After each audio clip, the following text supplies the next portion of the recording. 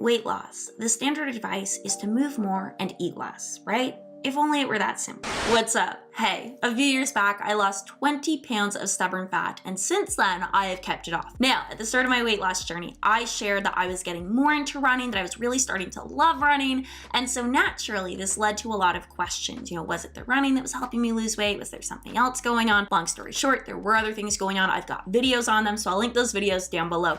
But I realized I've never made a video specifically addressing running as a way to lose weight. So today we're gonna talk about it. We're gonna talk about what I tried, where I went wrong, what I learned, what I recommend if you would like to include running as part of your weight loss journey.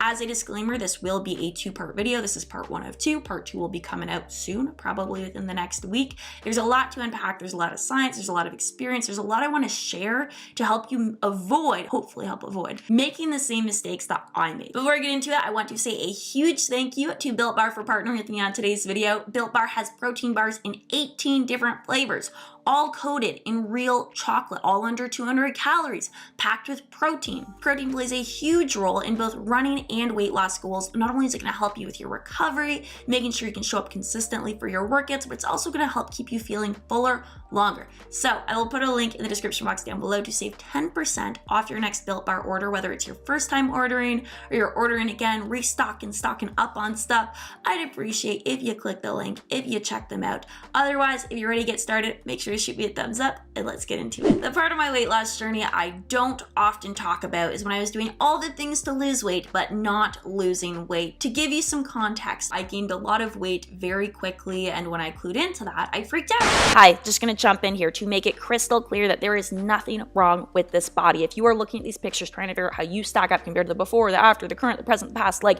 that is not the point. One body is not better than the other. The real problem was my mindset. When I went through this period of rapid weight gain, I was going through a very challenging time mentally. So not only was I not taking care of myself, I would actually say I was doing the opposite of that. I was behaving in a destructive way. I was acting very impulsively, which is out of character for me. Add to that the fact that I went through what felt like a very fast body transformation, and then all of a sudden, when I looked in the mirror, when I looked at my life, I didn't recognize what I was seeing. And so against my better judgment, I looked for a quick fix. I wanted to feel like me again, so I was willing to try some pretty crazy things. Bit more context, in order to lose weight, you need to be at an energy deficit.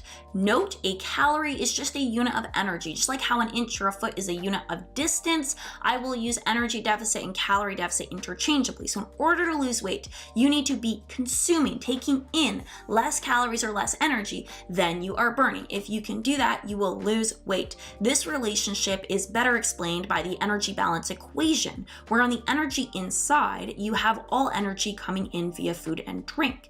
And on the energy outside, you have BMR, or basal metabolic rate, the amount of energy you burn just sitting, breathing, and existing, TEF, or thermic effect of food, energy burned breaking down and digesting food, TEA, or thermic effective activity, energy burned through structured or conscious exercise, think your cardio, weightlifting, spin class, things of that nature, and NEAT, non-exercise activity thermogenesis, unintentional or spontaneous activity, physical activity you do without the express purpose of it being for exercise. This explains why the standard weight loss advice is to move more and eat less. You make one side bigger, one side smaller, so you can achieve an energy deficit. I stocked up on all the bland essentials, I cut calories, hadn't worked out regularly up until this point, but yeehaw! So I completely changed my training style from slow strength training to all intervals all the time. And I started running every single day. There was no rhyme or reason to what I was doing beyond burning calories. The more calories I burned, the better, which made running kind of perfect. It was the fastest, hardest, most punishing way to burn a lot of calories because that is what I was doing.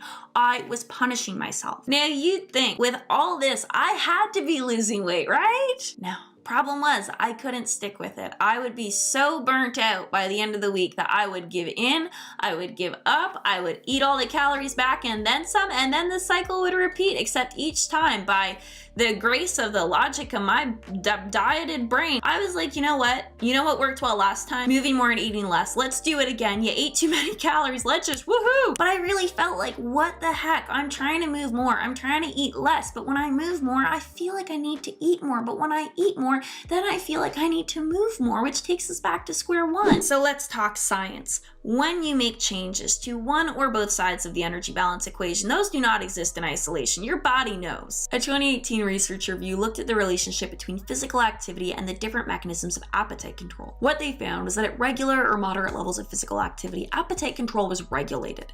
Increasing physical activity increased energy expenditure, which in turn increased hunger as well as post-meal satisfaction, allowing internal hunger and fullness cues to be good predictors of energy needs. The relationship between physical activity and energy intake remains regulated within a certain range. However, as we begin to approach the extremes of physical activity, some funny things happen. At infrequent or low levels of physical activity, appetite control becomes dysregulated. Energy intake does not match energy expenditure.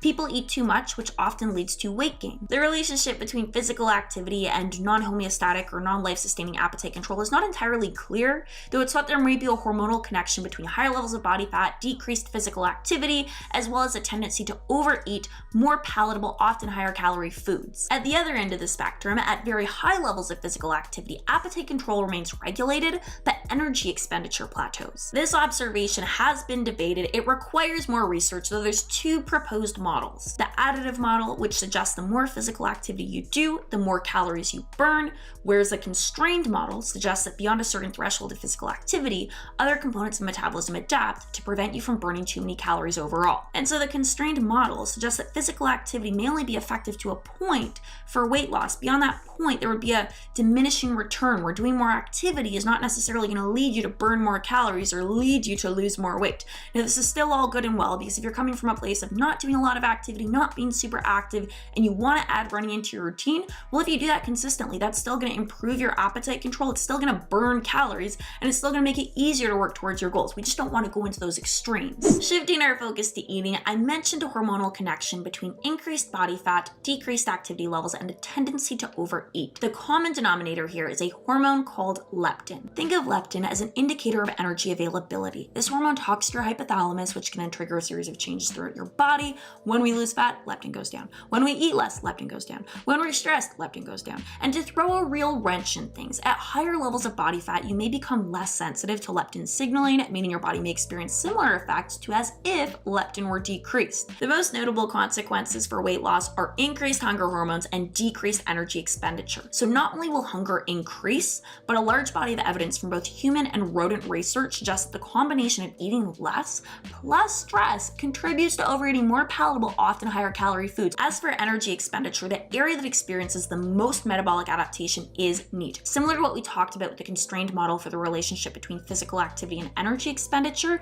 your body will decrease unintentional movement in an attempt to avoid burning too many calories. Unpacking all of this, weight loss is not as simple as move more, eat less. I'm sure it is for some people, but if you're going into your weight loss journey with even like a hint, a smidgen of an all or nothing mindset, you gotta be honest with yourself. Like, you gotta know, hey, I probably am gonna take this to the extreme. I'm probably gonna try to move a lot more and eat a lot less. And if you do that, you're burning the candle at both ends. You're double dipping on willpower. You're tanking your leptin levels while wreaking havoc on your mental, hormonal, metabolic health. You know, there are certain changes that are unavoidable as part of weight loss. Leptin will go down. You will be hungry, probably some days at some point. Your metabolism will adapt, but none of these things should ever feel extreme. And if you can go into your weight loss journey with your eyes wide open, knowing what to expect, you can avoid the mistakes, the heartache that I experienced, and work smarter, not harder. So my advice, first things first, if you hate running, don't run. While running is a great way to burn a lot of calories quick,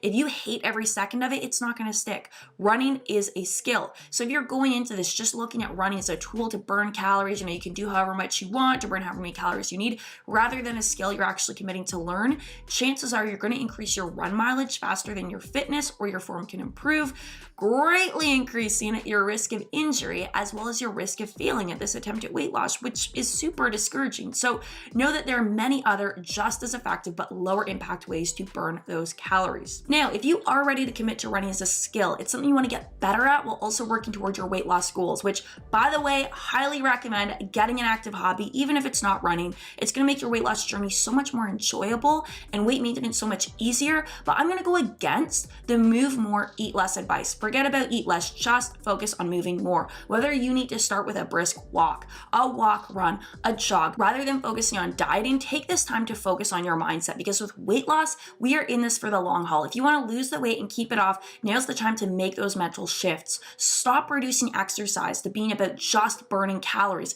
Start seeing it as an opportunity. Stop reducing yourself to just a body and start looking at yourself as an athlete. I know this might feel uncomfortable. I know this might feel like a label that you've never identified with. You've never felt like you maybe fit the mold of, especially if previous weight loss attempts have made you feel less than in your body. But that negativity is not going to benefit you on this journey. Based on the science, if you just start running, best case scenario, you lose some water weight right off the bat. Boom, motivating. You keep running. Over time, you're out of control. Hunger and cravings start to become more manageable. You stick with it. And lo and behold, because we haven't been on a crash diet, we actually have energy to maintain consistency because we're being more active, we're staying more active. We create that calorie deficit, and then we arrive at our weight loss goal without ever feeling like we dieted. This happens for some people. Now, on the flip side, some people gain weight when they start running. Don't freak out. It's probably not the running. It's probably not muscle gain. It's probably not anything physical. It's more than likely psychological. Most people assume they're working out harder than they actually are. This has been found true for both cardiovascular and strength-based exercise, and it's not necessarily a bad thing. When you first start running, there's so many new sensations that can increase the perceived difficulty of your run beyond what your activity tracker might be telling you. This is all good and well, but where we start running into issues is when we use the perception of doing a very hard run to justify eating a lot more than we normally would. While you don't necessarily have to diet, this goes back to those mental shifts we talked about. If you continue to reduce food and exercise to just the number of calories they're worth, if all you get from those is the caloric value, then that's going to keep you stuck in that cycle of checks and balances of having to earn and then burn your food. It's a scarcity mindset that doesn't let you ever enjoy food or exercise, and quite frankly, makes them both a bit irritating. If you're just starting running, don't worry about carb loading. Don't worry about the nutrition strategies you hear more advanced runners talking about. Keep it simple, because the reality is, if you keep eating exactly the way you are right now, even if it's not the perfect picture of health, if your energy in stays the same and you can consistently show up for your runs, show up for your activity, your energy out's going to go up. And guess what? That's going to create an energy deficit. You are going to lose weight. It's inevitable. It might not be the cookie cutter way or the standard way to do it, but it will work. At the very least, by not starting your weight loss journey with some crazy crash diet and just focusing on making movement a habit, your metabolism, your hormones, your hunger cues are going to be in a better place, so that if down the road you hit a plateau or you decide you do want to make some dietary changes, you are going to be that much better positioned to benefit from those changes. That is it for part 1 of this video. I'm like fired up after filming that. I'm so excited to film part 2.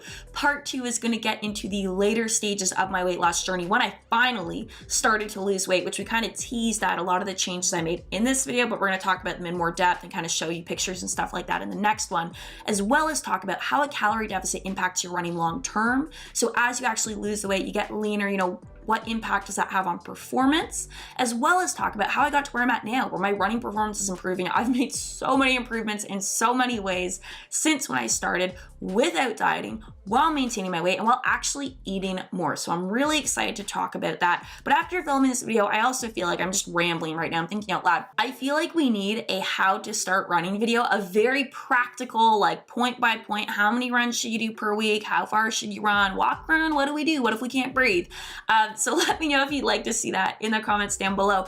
And also let me know, I have a bunch of questions for you. Did anything in this video surprise you? Is there any science that you're like, oh my gosh, I had no idea? Is there anything that you have experienced that I talked about today? And most importantly, did this or did it not inspire you to run? Whether I talked you into or talked you out of it, let me know in the comments down below. I'm curious. Otherwise, thank you for watching this video, and I can't wait to see you in the next one.